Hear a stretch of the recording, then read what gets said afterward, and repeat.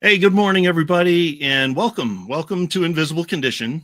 It's not all in your head. I'm your host, Jeff Pearson, and we want everybody with an invisible condition, no matter what that condition is, to know beyond the shadow of a doubt that you do have a voice, you do have a community, and you are never, ever alone, ever. And I'm pretty excited to introduce you to my guest today. And her name is Amanda Quick. And I'm just going to throw this out here. If you guys are, I'd rather say it and not need it than need it and not say it. So this is a topic that we're going to talk about today that might be a little bit squeamish, a little bit sensitive to people. So I'm just going to throw that out there if triggers and all that stuff. But you'll understand in a second. So Amanda's memoir is titled The Sex Trafficker's Wife. There you go.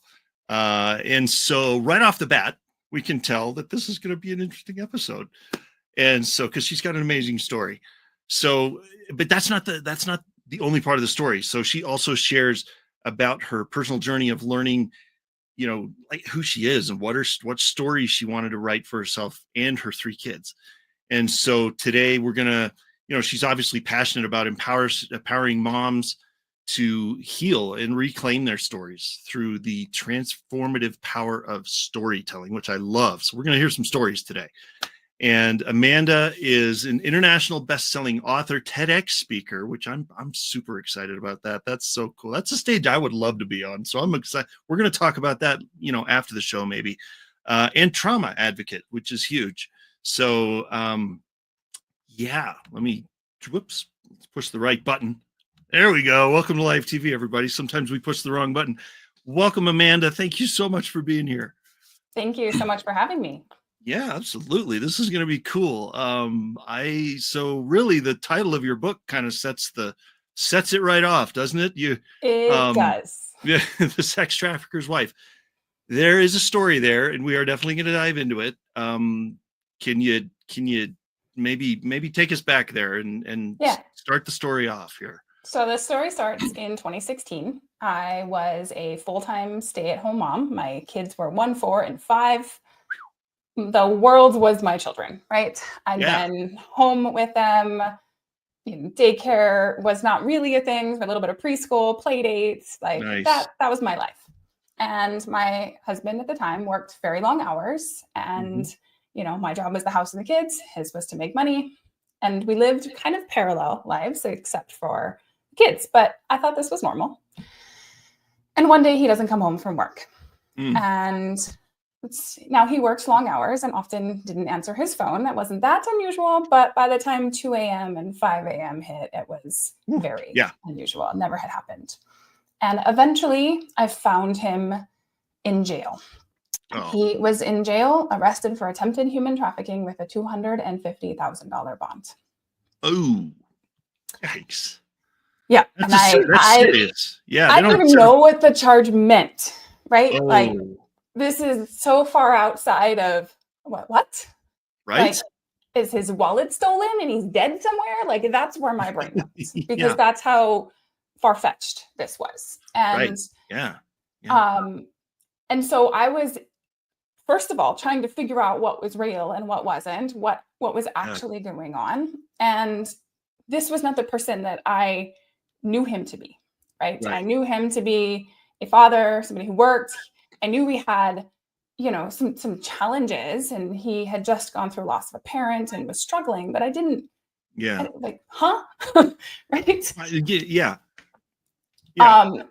And so in my mind, I need to get him out of there. He doesn't belong in jail. Like, I have to, I go find a lawyer. I go try to figure out what is going on.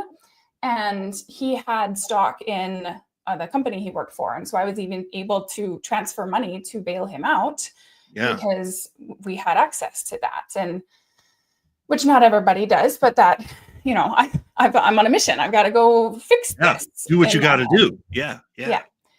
And so once I get him out, what he admits to me is that he has been soliciting adults his entire adult life, our entire marriage, but he would never, ever do anything with kids. And basically, this was a sting operation in which 2 children were offered. They were 11 and 14, and showed up with intent to purchase these children. In his head, what he said to me was that he had been soliciting adults, and that when they offered kids, he didn't think it was real, and he was trying to figure out enough so he could report it. Now, I'm being hit with a whole lot of information at once, because this is like, first of all, he's admitting to cheating on me. He's admitting to doing this. Yeah. It's a lot. Yeah. Right. I've just bailed him out of jail for $250,000. He's charged with a very high felony. Yeah. I'm going, what? I'm in such a state of shock. I have zero emotional response. I'm barely processing at this point. Wow. And, basically he's playing a victim to the system. He's saying they're accusing me of this horrible thing. That's not what happened. And he's basically begging for my support at this point. And I feel I don't even know what to feel, truthfully. Right? And at the same time, I'm also running with this belief that children need their father in their lives no matter what, because my own dad left my life at 9. And I carried a very big abandonment wound there. And I was trying to ensure that my children didn't go through that. Absolutely. I also knew the likelihood of him staying stable was if he had support, which meant I had no choice in my mind. Right. Yeah. Now, obviously, there are always choices, but in that moment, as a full-time stay-at-home mom, had not worked in 6 years, this was my identity, this was my life, this was my marriage. It did not feel like there was choices. Yeah. And so the story continues, and I support him through the criminal trial. He ends up, this will upset people, but he gets offered a plea deal, 4 years of probation. No jail. And not only that, but in Colorado, which is where we were, you do not lose the constitutional right to parent just because you are a sex offender. Oh my gosh. And Come on, Colorado. He retained his constitutional parental rights because unless your child is your victim, you do not automatically lose those. And so in my mind, at the time, I'm grateful. We get to rebuild our family. Hindsight, right? Sure. But he gets probation for 4 years as a sex offender, which is a different kind of probation. But he has restrictions around other kids, but not his kids. And so he moves back into the house. We try to live our lives. And I start to try very hard to keep my emotions down and move forward in my head, right? This is now, we've dealt with it. Let's make the best of it. Yeah. And yet I'm not doing well, and he's not doing well, because the thing about mental health issues is that once there's been exposure, especially to these really big things, a lot of times people decline. And that's what happened with him. His mental health, he was already dealing with major depression and anxiety. His mental health went even further down because he was exposed. Yeah. And so he's not able to work. He's not able to do anything. And I'm like, what are we going to do about this? Yeah. Yeah. So I go back to work, and I go back to work for the first time. I'm making 50% of what he was making.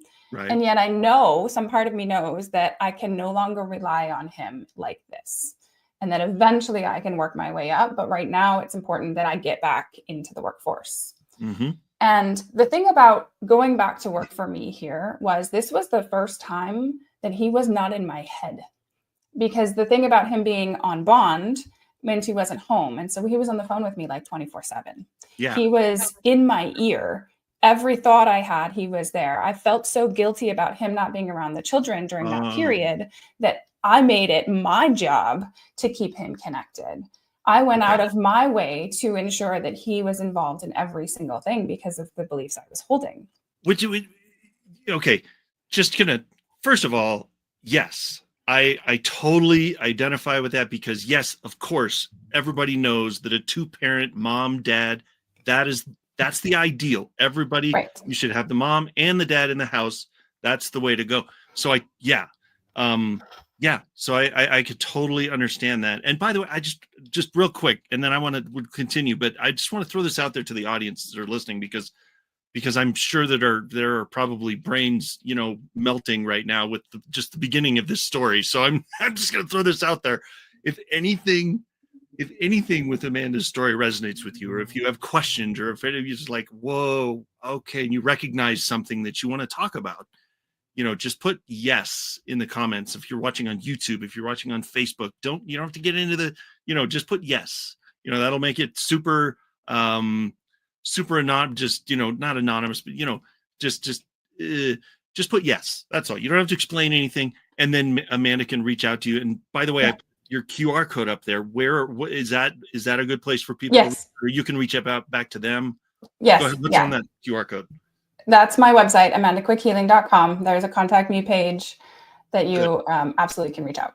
Perfect. So seriously, everybody, if there is something that you want to reach out and talk to Amanda about during this, any of what we talk about during today's show, just that's your ticket right there. I'll keep that QR code up there for 95% of the show, and so that you have every opportunity to get in touch with her or through social media. So, okay.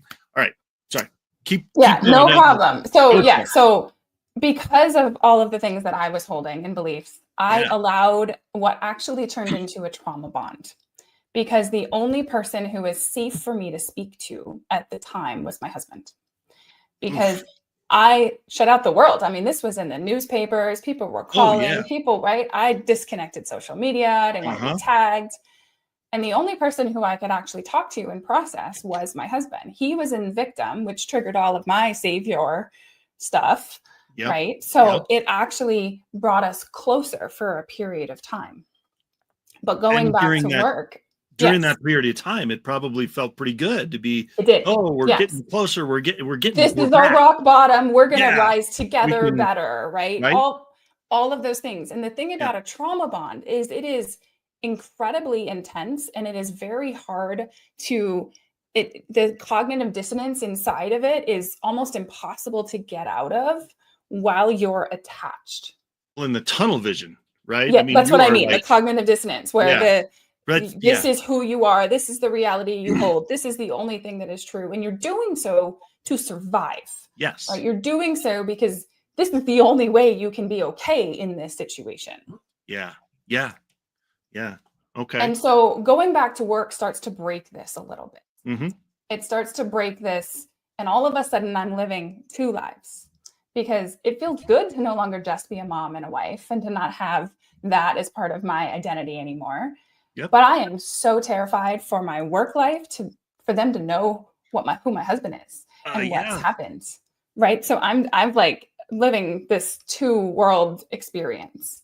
Mm-hmm. And 8 hours a day, he's not there. He's not talking to me. He's not asking for things. He's not trying to get my opinion or whatever the thing is. He's not around. Yeah. And I start to realize how not okay I am. And I start to it feels like ghosts are appearing. Like as I come home and he wants to initiate intimacy, all I can hear in my head, that's what he did with them. That's how he looked at them. That's how he wanted, right? And I can't shut it up. Yeah. And I'm trying because the reason I went back to work is to make money and keep my family together. Right. And And this yet, is part of keeping the family together, right? This and is, yet, yeah, exactly. And I yeah. come home so then I start drinking because half a bottle of wine shuts those voices up. Yes. And then I can, pretend for a moment. And that goes on for a couple months. And then I realized this is really not a good path to go down. Half a bottle of wine a night is not the answer. I'm not okay. And I start to understand more and more how not okay I am, but I feel incredibly stuck because everything I've wanted is to keep my kids okay, keep my family together. I have this belief that my kids are only going to be okay if me and their father is okay. And therefore I have to do these things. And that's the only way that I'm going to be okay because they have to be okay. I have this like circular thinking happening here. Well, but you wanted to keep your family together. I mean, the sentiment behind it is totally understandable. As a loving, caring mom, wife, you want to keep your family together. It's totally understandable. Nobody would fault anybody for that. Everybody would say, yes, that's what I would probably do too. Right. That's of course.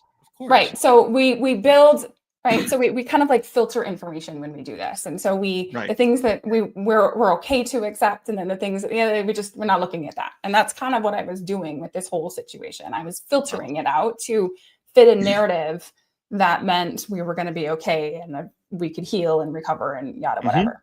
Yeah. But my body is starting to have a different opinion about this. And I don't quite know what to do. And then I find myself being like magnetically pulled towards other people. And I start to realize that I'm so not okay in my marriage that I want to go date. I want to go have fun. I want to go have new experiences. I can't do this. Which is also very understandable. I mean, I to me in my brain, when you said that, I was like, well, yeah, I could see that. Well, and somebody who doesn't hold these ghosts around them, right? And who doesn't hold this story around them. And so I find myself totally pulled now, like really pulled in multiple directions. And I decide that I know what it's like to be cheated on. I'm not going to do that. I'm going to be honest about how I'm feeling. Mm-hmm. And so I tell my husband where I'm at, and he surprises me with first trying to convince me not to. And then he's like, you know what? You go do what you need to do. I'll stay here with the kids. We'll be weird normal together, pulling at all of my keep the family together, right? And ensuring that he keeps a hold on me as well. Sure. But I can't, I have this, I can't be the one to blow my family up belief. Like that is this core thing inside of me that is really struggling. And so I stay fine and I go date and I go have fun and I discover new parts of myself and I feel joy and laughter and all these things that I haven't really experienced. Yeah. And then I get promoted at work. And so now I'm going to be my boyfriend's boss. So I realize I can't keep doing that. Nope. And I need to go deal with my marriage because this is not working. So I break up with him. Yeah. I break up with him. And then my husband's like, okay, you got it out of your system. Now we're even. Ooh. Yeah.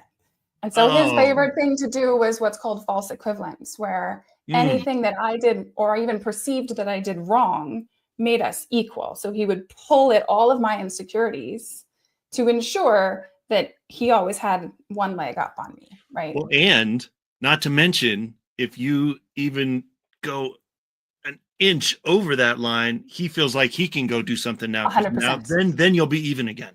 100%. Right? Yeah. Okay. All right. And so I'm like, no, I don't want to get back together. I'm starting to see your manipulations for what they are. I've been separated from them enough. In my mind, he's a manipulative person, but this is my problem. I still am holding this. The kids need him. He's a good father. I'm still holding on to that one, but I can't do this anymore. And so next thing I know, because I say, no, we're not getting back together, he hands me divorce papers and tries to kick me out of the house because he's now claiming he's the primary parent. Oh, yes. Yeah.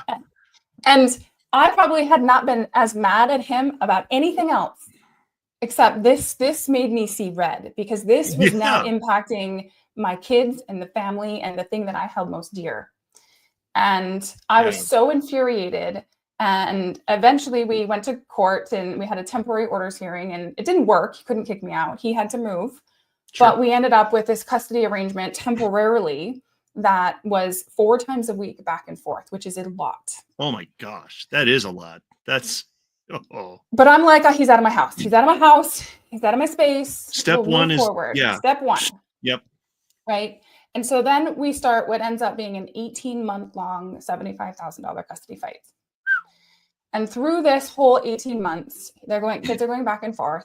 Their behavior is getting worse and worse. Mm-hmm. What's called parental alienation is when one parent tries to poison the other against. Right. So I am the one who left them. I am the one who made these choices. I am the one who did all these things. And he's telling this to the very young children. My youngest is like 3 at the time. Yeah. And they're mad at me. How dare I? Sure. He's, giving them sugar and video games, and they come to my house and they go through withdrawal. And so now my kids are volatile and they're physically violent with me about coming to my house. And I see right through it. I know exactly what's happening, but your hands are a little bit tied here in a high conflict divorce. Right.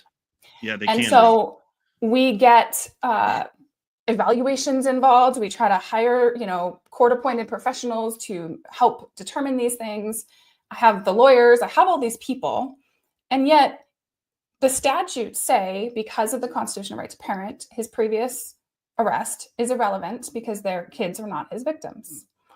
And so I'm like, but all these other things too. And yet the way the system is designed, it doesn't matter.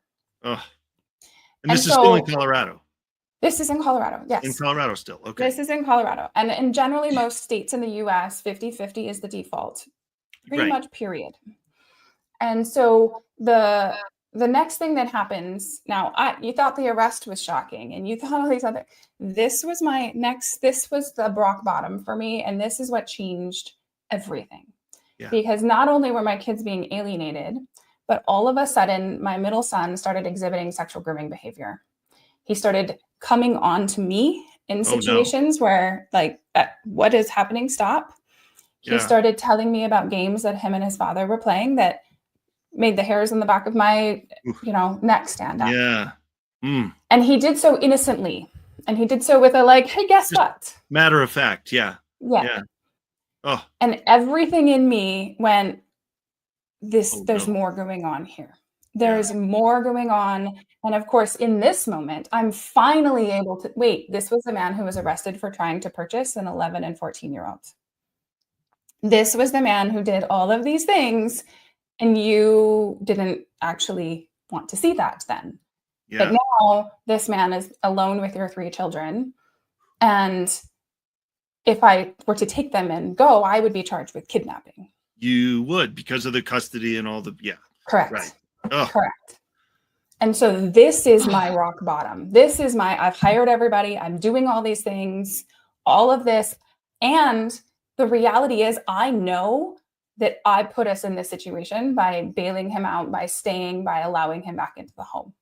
Which at the time you knew was the right 100%. Thing to do. You were operating 100%. Within the knowledge that you had at the time. And still, right? So I'm faced with this incredible guilt and shame and yet there's this fire in me because I don't know. I know fathers feel it too, but there's something about a mom and the fire to protect her babies that I don't think anybody other than another mom really can understand. 1,000%. Yes. That was, I knew I had to do something. Claws I just came didn't out. know what. Yes. I didn't know what, because I felt like I was doing everything. And so this is my most victimized place. This is my most, how can this possibly be happening place? And so the story continues. And so at this point, I have also been diagnosed with PTSD. I've been having regular panic attacks. Every single exchange with the children is high conflict. There's literal hostage negotiations happening in some instances about, I want to change the time and they won't even let them out of the car. It's ludicrous. Yeah. And so I'm in different kinds of therapy to try to help my nervous system process and deal and function, because I still also now have a full-time job. I'm in charge of Right. a department. I have You have 3 to kids adult. half the time. Like I Yeah. still have to life. And but all of this is happening. Yeah. And so my therapist at the time, who was doing like EMDR with me to try to help Yep. with the PTSD and everything Awesome. else, is talking to me. And even she is in shock about how this could be happening. I mean, she's in the system. I mean, yeah. And This it is feels not like a story you hear everybody every day. that Yeah. I'm talking to is like, how is this a thing? Is shocked. Yeah. And so she actually is the one who asked me. Now, I came from a very spiritual upbringing, but I rejected it for most of my adult life. I was agnostic. And so Yeah. then she says, have you ever thought about seeing a psychic? I was like, you want me to go to a fortune teller? Like, What are you talking about? What are you talking about? Yeah. I was like, what? Right? I'm so confused. And at the same What? time, I was like, you know what? Why The not? therapists can't help. The lawyers can't help. Like, well, fine. I'll go see your lady. You are. Let's see what happens. What Yeah. happens? So I go and I see this woman, and she's talking about the way that she sees angels and energy and all these. Oh I'm just my like, okay, goodness. I'm doing my best to keep an open mind. I'm Yeah. listening, and she starts telling me about a past life that I have, in which I'm with the same person and I have the same children. And in this life, he's a drunk and he's physically violent, but the energy is the same. It's still manipulative behavior, and that things are okay until the kids came. And I'm trying to protect the kids. I'm stepping in. And then she starts saying the reasons you've stayed. And she starts repeating all of the reasons I stayed in this life. And she starts all the beliefs that I had. And I'm like, okay, I'm listening. I mean, this is a common scenario, but yes, okay, I'm listening. And then she tells me in that life, things escalated to the point in which he beat you to death and threw you down the stairs. Oh, Lord. And my entire body started like vibrating. Yeah. And she said, that fear that you're feeling right now, you need to get a hold of that fear, because that's not now. And she was not wrong. I was terrified of him. The manipulations felt so personal. It felt like he was stalking me. It felt like my physical safety was in danger, even though he never laid a hand on me. I mean, I had mental health professionals tell me that he was going to be peeping into my windows. And that's how it felt, that I was physically unsafe, even without anything actually happening. And so she's basically telling me, this is why your body is feeling that unsafe with him. My goodness. You need to get a hold of that fear, because in that life, he beat me to death in front of the children. Oof. And as she's telling me this, my brain goes, what happens to the kids? And then she says, your dying thoughts were, what about the kids? And I'm listening. And she says, I can give you closure. In that life, your sister took them and he didn't want anything to do with them. And so they were okay. And I was like, okay. Yeah. Right. Thank God. And then she says, the reason you're sitting here, the reason your angels created this session for you today was because you have not chosen. So what do you mean? Like, I've hired all the people, I've done all the things. And she says, no, you have not chosen. And it was in this moment, and whatever the things that had set up before me, that moment was the moment that I was finally able to see myself clearly. I was finally faced with this reflection of what I had been choosing throughout this entire experience, because she was not wrong. There was still a part of me that wanted my marriage back, that wanted my family, that wanted my life, that wanted my husband, the version of him that I remembered, yes, but that wanted what I had and what I believed I had. Of course. And there was still a part of me that didn't want to get divorced, that didn't want to do this whole shenanigans, and wanted to believe there was still another explanation, that we were still able to heal together. Yeah. And that part of me had not chosen at all. And that even though I was taking all these other actions, inside, I was still completely disconnected. Yeah. And she said, you need to choose to be done with him for good in this lifetime and any other. And I looked at her and I said, okay, I'm done. She says, you got to say it like you mean it. Mm-hmm. I go, okay. Come on. And I stood up. I'm done. Because I could see the writing on the wall, and it maybe wasn't pushing me down the stairs, but I could see that if I continued down this path, I would die. I would create an illness. I would do something. Something would happen, and I would no longer be able to continue. Yeah. And she said, okay, I can help you. It's like, okay, great. What do I need to do? Because now we're open, right? And now we're open. And what she told me is that everybody knows somebody. And that when you're coming from a place, first of all, I was still hiding. So I had hired people, but I wasn't sharing. I wasn't talking to more people because I was still deeply ashamed of the situation I was in. Sure. She says, you need to reach out for help. People want to help you, and everybody knows somebody. So keep going. Be respectful, be courteous. But essentially what she said is, instead of saying, okay, well, the lawyer and the judge are supposed to fix this, I need to get more people because I need to take charge here. Yeah. I need to be the one to make the decisions in this situation. Yeah. And, she had a bunch of other ideas of things that could potentially send him back to jail. None of that had panned out. She thought he still had access to pornography and some other things. But my focus really was my kids. And so I left that session totally resolved with new determination. Totally. Yeah. And I kid you not, that same day, I was talking to a woman at work, and then she tells me she has an uncle that works for ICE, and then she's going to call him. They put me in touch with Homeland Security. They kept me in touch with the arresting officers that put the handcuffs back on him. They knew who he was. Yeah. I had a child protective services case. They tried to reopen that. I got the case file unsealed. A lot of people don't realize the family does not see the criminal case file. We don't get all of that information because if it does go to trial, that would potentially impede their case. Right. And that it has to be redacted of identifiable information before it can become public record. Good. And so I had all of these things that I didn't know I could have access to. I started recording conversations with the kids. I just widened my network of support. Everybody knows somebody. I just kept going. Somebody would pop into my mind and I would call them and I would say, who do you know? What ideas do you have? Yeah. And I would do those things. And then I would do the next set of things. And there was 6 weeks from that session with the psychic till my final divorce hearing. So I had 6 weeks to collect information and data. And now granted, I am with active PTSD as I'm doing this. Yes. I am still having to transfer the kids back 4 times a week. I'm still having to center myself with belief and trust that things are escalating, but they haven't crossed the threshold yet. And that because the thing about grooming behaviors, it's about boundaries. It moves the needle a little bit and it normalizes gradually the change. Yeah. Yes.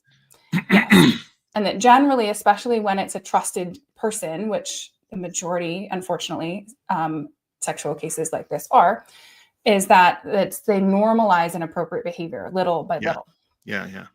And so it's like their definition of love is so convoluted that they're looking at it. And he, at this point, had been diagnosed with dependent personality disorder, passive aggressive personality disorder, major depression and anxiety. And so he was reliant upon the kids to meet his mental and emotional needs. And my fear, obviously, was escalating. And so I have 6 weeks. I gather 3-inch binder full of evidence and data, and I face him in court.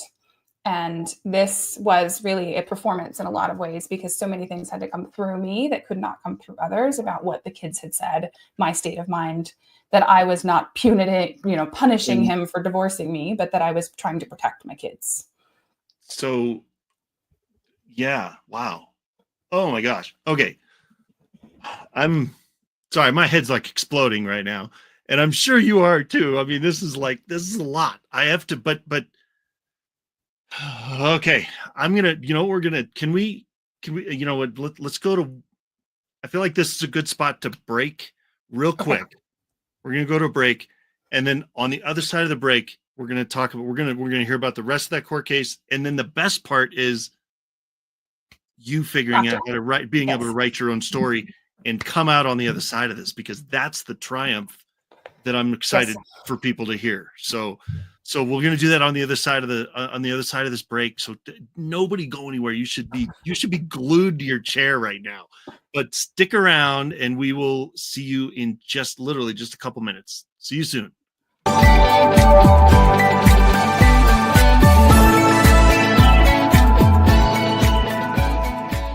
In a world where office workers typically receive 130 daily emails and have an 8-second attention span, CoreCentrica, with her 4 decades of international marketing experience, has partnered with the Learning Code Institute and their 30 years of neuroscientific research.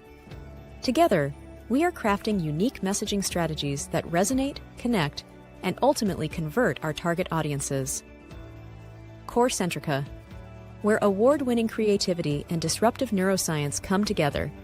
Scan this code now, or call and click, and let us show you how CoreCentrica's partnership with the Learning Code Institute is influencing how businesses connect with their audience, foster engagement, and achieve conversions.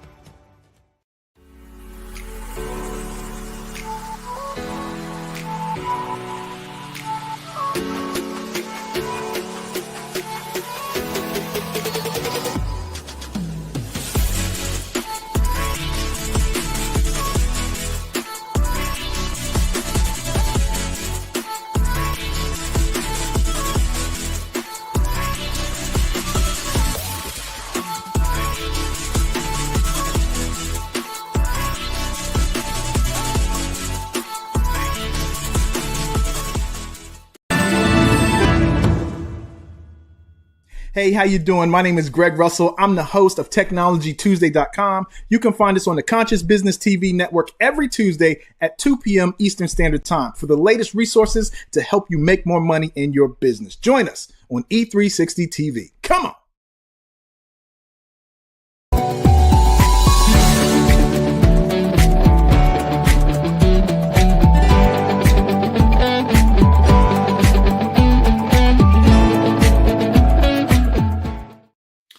All right. Welcome back, everybody. And oh my gosh. Okay. If you guys have been listening for the whole if you guys were here for the first part, your heads are probably, your jaw is probably still on the ground, because this is a story that, like, this is something, like, how do you even make this up? You know what I mean? Like, I know you're not, but I mean, you know what I'm saying? Like, how would anybody even, where does it, yeah. So anyway, if you are not familiar with the first part of the show, well, go back on the go back on YouTube or Facebook or E360 when it finishes, and rewind and watch it again, because you will not believe it. It's crazy. So, okay. So you were going to court. You had everything. You had 6 weeks. You gathered everything up. You felt like you had everything. You got recordings. You're ready. Yep. Right? Yeah. So I have a 3-inch binder full of evidence. He has like a couple of pieces of stapled paper, right? He's upset. You're going to that eat him I alive. wouldn't negotiate. Yeah. He's just, and honestly, he's whining on the stand about it. My lawyers did a brilliant job of all of the people they needed to, cross-examine. They did a brilliant job of completely discounting his probation officer and probation therapist, because they were not doing their job.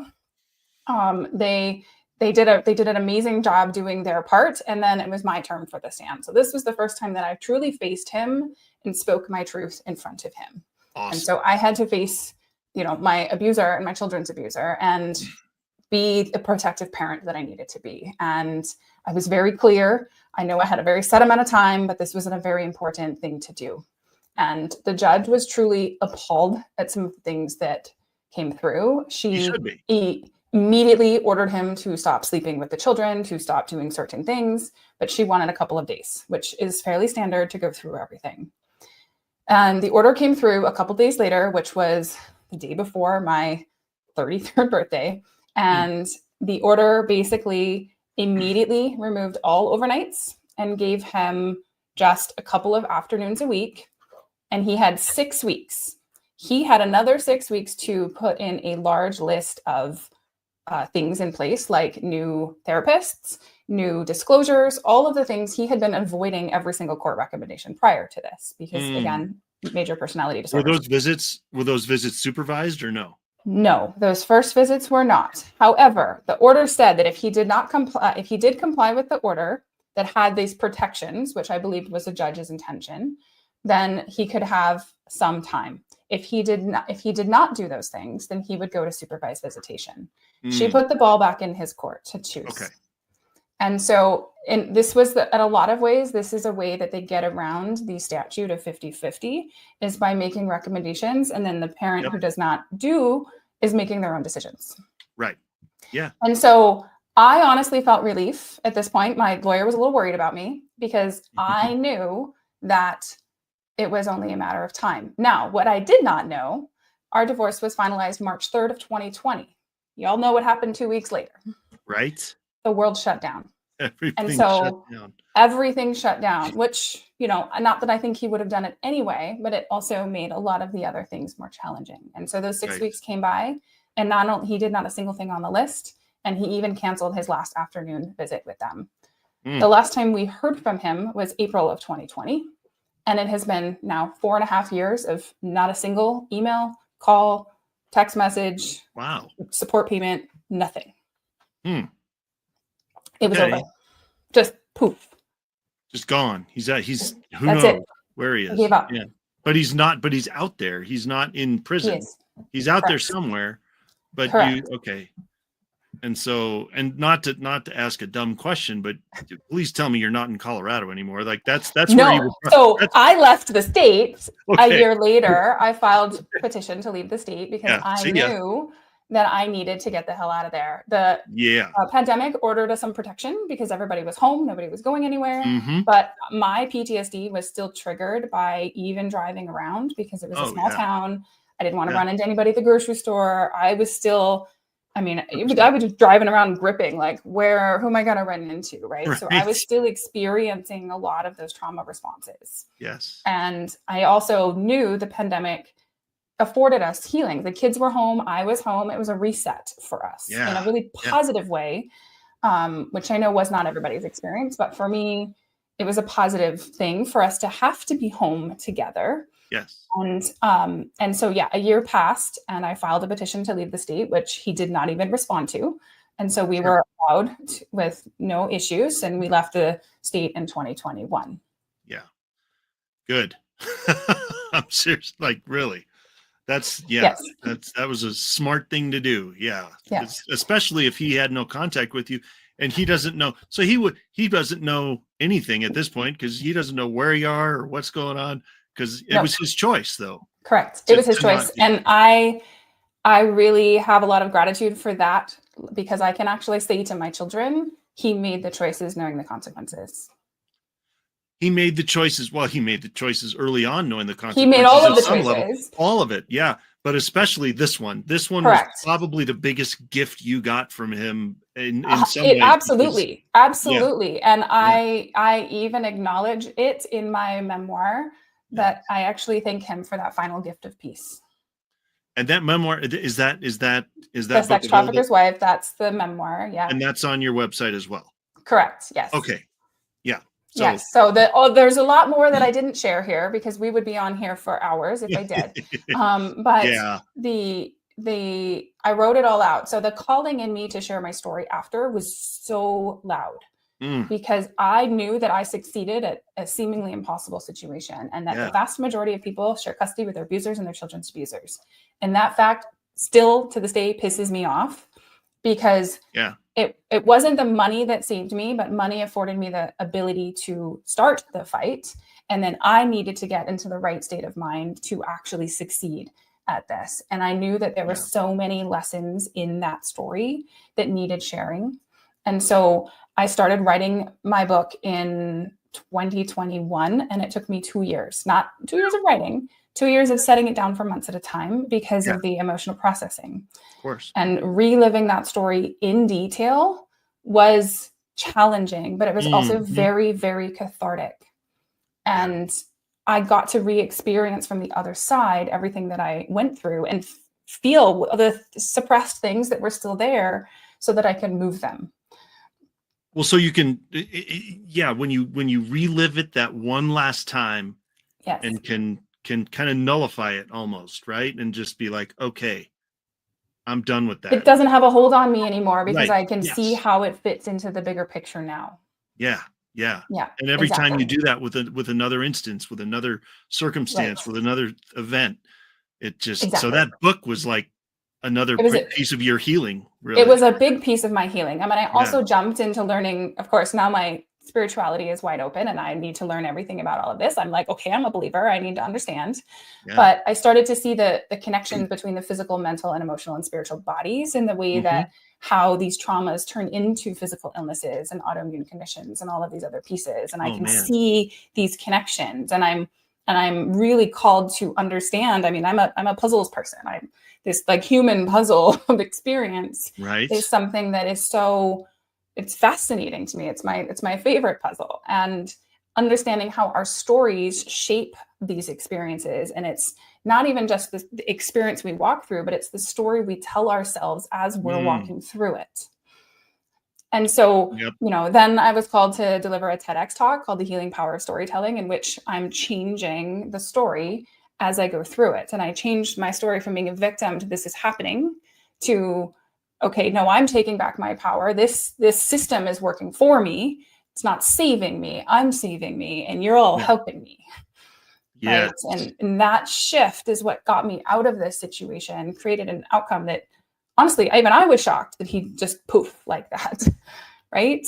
That is a shock, honestly, because There's- usually there's got to be some sort of narcissism tied in there Yes. too.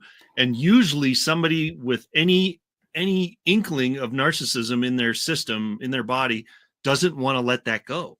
Like Right. they death grip on that. And so But I yeah. think, saw that he no longer had a hold on me and no longer had control over me. He felt that shift in me. And so Yeah. therefore he could no longer use the kids to control me either. Ooh, that's the ticket right there. Yeah, because that was a big Yeah. part of it. And if they Wow. lose the grip on control, you're irrelevant. You don't matter anymore. They just fade into the background at that point. Mm-hmm. Yeah. Huh. Man. And, Which is then I went and wrote a infuriating. book about it. And then I went and did all these things. So I'm sure that, I have created an even more talent. Like he's not coming back because. No, why would he? No, if he's smart, he's not coming within 1,000 miles or light years of Exactly. you now, because there's no way, because you are so solid on that now that he wouldn't even be able to walk across your shadow, No, So exactly. And my goal in sharing this, every time I share it, it helps me because I get another piece. yes, Every time I share it and somebody else receives something from it and goes, holy crap, that was me, and receives something from it, that helps me. mm-hmm. Every single time I realize somebody else realizes that they too have this story that they've been hiding from the world, that they've been holding shame, and that maybe they can actually start to use this in a positive way, that helps me. And so I've turned this horrific event into this gift that I have, because it has so many levels and layers of components to life's horrible things that happen every single day in people's lives. Right. And I use it in a way that can actually shift perspective and help because of the stories and the way that I tell the story. Man. Yeah. Man, this is like, talk about a turnaround. Like, this is like the coolest success story ever of well, what, thank you. I mean, you're not done yet. You're still I'm going. not done yet either. No. Right. I mean, I'm not even close to being done. Right. I have a book. I have a talk. I, am doing everything I can to highlight other people's stories, to help other people lift their stories up. But I have so many things that I want to shift. I want to see the legal system turn totally on its head.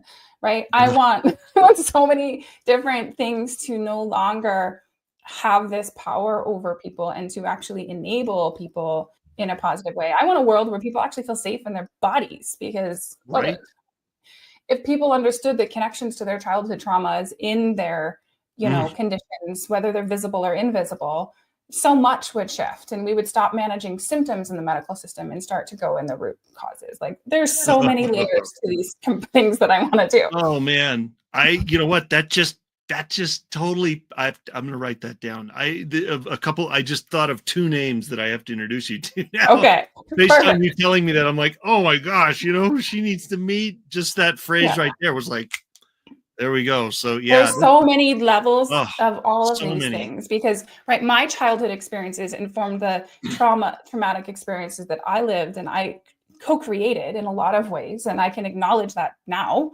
Yeah. And at the same time, what I have been able to shift in it is to see the beauty and value in it so that it's no longer debilitating. But if you're sitting in the debilitation and the victim, that's where you continue to debilitate the rest of you, right? And that's and you just get stuck in that cycle. You get stuck in that. Yeah. Yeah. Yeah. And I want people to see those connections. And I want people to understand that what happened to them is not their fault, but it is 100% their responsibility to now get themselves out. Yeah. That's that shift that you had between victim and advocate. Exactly. So yeah. Exactly. And if you got to get there, you got to get there. How can you, otherwise you're living your life in victim the whole time. And that's, and you're going to continue to prove yourself right that you are a victim. Right. Every single day. Yeah. And it's a really hard, challenging place to be. And you are 100% not alone when you are there, but you don't have to stay there. That's right. That's 100% correct. Oh man. Well, I'm not really sure where to go from here. So we have about 2 or 3 minutes. We have like 2 minutes left. An hour flies past when you're, but we're here. So, I mean, we've got about a minute or so left. What in that last minute or so would you like to leave with our audience? So I always like to come back to this core belief that I think a lot of people struggle with, but is one of probably the very first things that needs to be unpacked when we're shifting out of this situation. And it is truly that we have to trust ourselves first. We are raised in a society that does not teach us that tells us this is what we have to memorize and how we have to operate, and this is what we need to do to be safe. And we internalize that as that everybody else has our answers, not us. And we need to flip it around, and we need to acknowledge the fact that the system was not designed ever to empower us. It was designed to disempower us and to keep us stuck. And that the way we get out of that is to trust ourselves first, to trust our inner knowings, to trust our heart, follow our guts. And when something doesn't feel right, believe yourself. If something does feel right, go head first into it. Like, trust that no matter what happens, the outcome is always for you. I really started to believe that everything was happening for me, even though it looked horrible on the outside. Something still needed to happen. I needed this. It was for me. And I know that it can be challenging to get there, but I got to the place where I trusted that I got me no matter what. In every single scenario, it has never let me down, even when it comes to my kids, when it comes to medical issues, when it comes to food, when it comes to anything. Yeah. I know that I got me. And so I want to remind everybody out there to listen to themselves first, to trust their own inner knowing over anything else, any other noise. And that when it becomes clear, it really does get easy.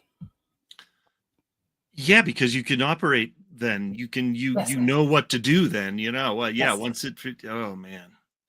I've had a couple I've had a couple moments like that myself where it's like, oh my gosh, that's the thing. Yeah. So, and once you get there, it's so much, it doesn't make it easier, but it makes it more clear. Yeah. So the path is there. It's the path open. is there. Yeah. Totally. Oh my gosh. Well, all right. Everybody can breathe now. You're and Amanda, thank you.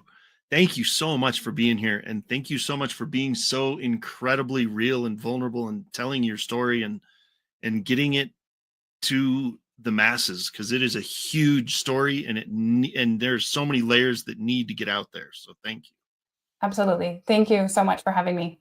100%. Oh my gosh. All right. Wow. Yeah. I'm not, yeah, I'm not really sure what to say. This is crazy. So, I hope you guys are impacted by that. because that was huge. That story is amazing, and I feel like I want to go back and watch it 3 more times just to make sure I soak up everything that we talked about that she said. So my goodness. And so, by the way, thank you for watching. If this is your first show, thank you for being here. I so appreciate you being here and finding us. Thank you. If this is not your first show and you've been watching for a long time, thank you.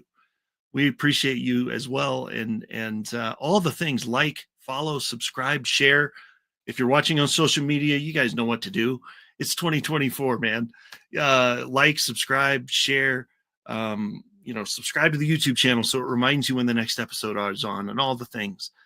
Join us for our next show on New Year's Eve, December 31st, Tuesday, December 31st. Can't wait to see you there for the last show on the last show of the year, on the last day of the year. Until then, have an amazing day, and we'll see you soon.